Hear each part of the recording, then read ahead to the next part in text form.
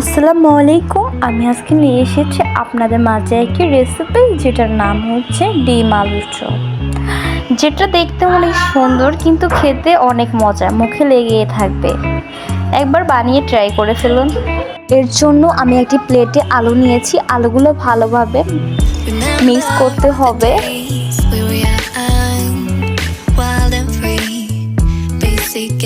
Mix করা শেষ হলে আমি এতে দিয়ে দিব 1 চা চামচ লবণ, 1 চা চামচ লঙ্কা গুঁড়ো, পেঁয়াজ কুচি, মরিচ, এগুলো দিয়ে আবার ভালোভাবে মিক্স করতে হবে।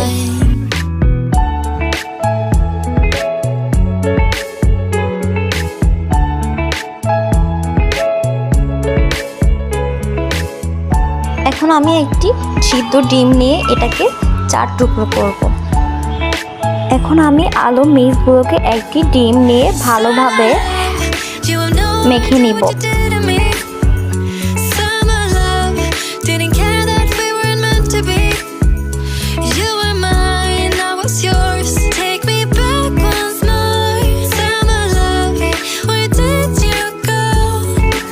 এইভাবে একটা একটা করে বানিয়ে ফেলবো। বেসনের মধ্যে চুবিয়ে তেলের মধ্যে দিয়ে দিব। এভাবে একটা একটা করে আমি ভেজে নিব।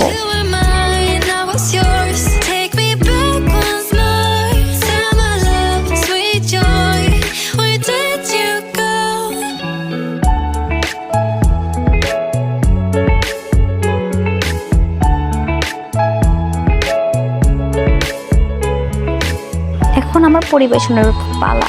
দেখুন আমার ডিমের চপগুলো কত সুন্দর হয়েছে।